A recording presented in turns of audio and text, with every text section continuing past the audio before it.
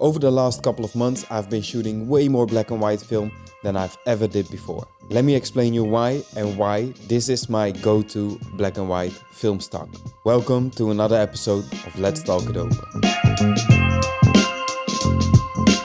So the reasons why I've been shooting a lot more black and white over the last couple of months are, first of all, the timeless feeling that it creates is incredible and hard to beat.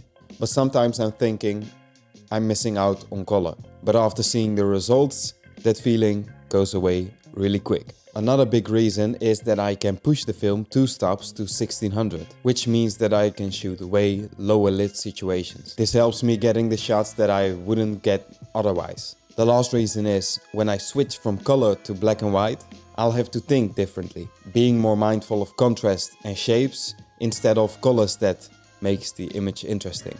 Color can sometimes be a distraction or a great way to compose things. So switching between those really keeps me on point. I also need to clarify that I'm still shooting color film like 80% of the time. So it's not like I'm shooting only black and white nowadays. I always shot a lot of Kodak Tri-X in the past. This was because I know that the legends use that film stock. And I really enjoyed the contrast and the gritty look that it has. But that was at box speed. When I tried to push it a couple of stops, I noticed that it was just too much for me. Contrast became overpowering and the grain that I used to love so much was too intense. So there I decided to check out a film stock that was easy to push to 1600.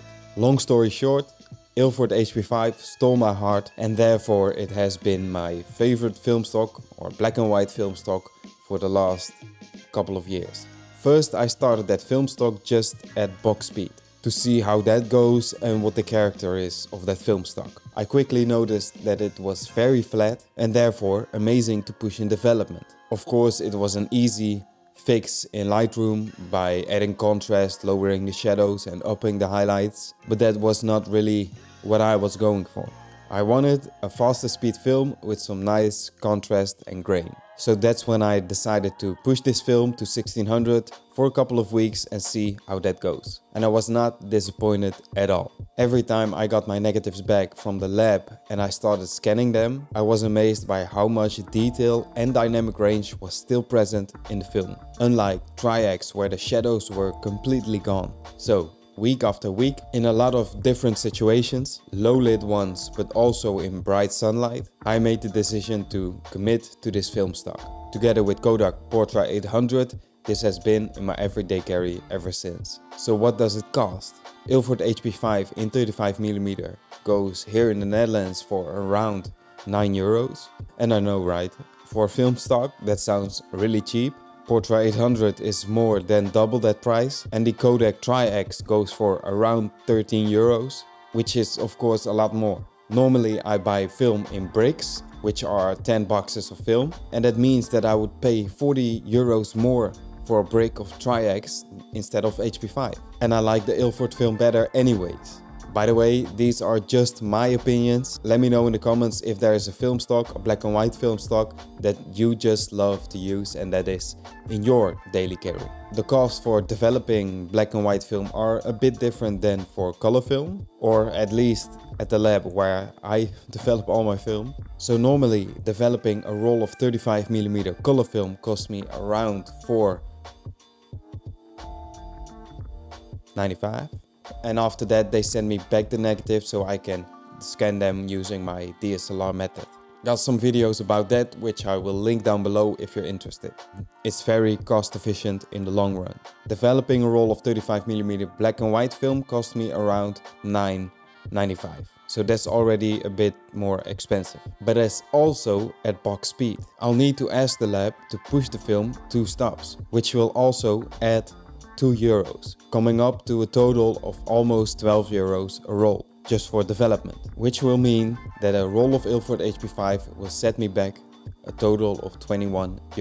That doesn't seem to be that cheap after all. So another way to be more cost efficient when shooting black and white film is to bulk load it yourself. I haven't done that, so I couldn't say that I recommend it or not, but let me know if you do. So, my conclusion. Ilford HP5 has a beautiful grain, nice flat profile if you shoot it at box speed, but it really comes to life when you are pushing it a couple of stops. And that is exactly what I need. Being able to shoot it at lower lit situations, but still can manage to shoot it during the day is amazing. Still gotta try it out on medium format though, doing some portraits in the future. For now, I've still been using Kodak Tri-X for that at box speed, which looks incredible, so I think it's hard to beat, but we'll see. I've got a very interesting project coming up, which involves me trying a couple of different medium format cameras just to see which one really fits my work. So stay tuned for that because I think it's gonna be awesome. If you have any questions about pushing film, I've got an episode where I try to explain it as easy as possible. Link is down below. Any other questions, please feel free to ask them in the comment section. I'll be happy to answer them, at least if I can. For now, I want to thank you for watching and I'll see you next week. Peace.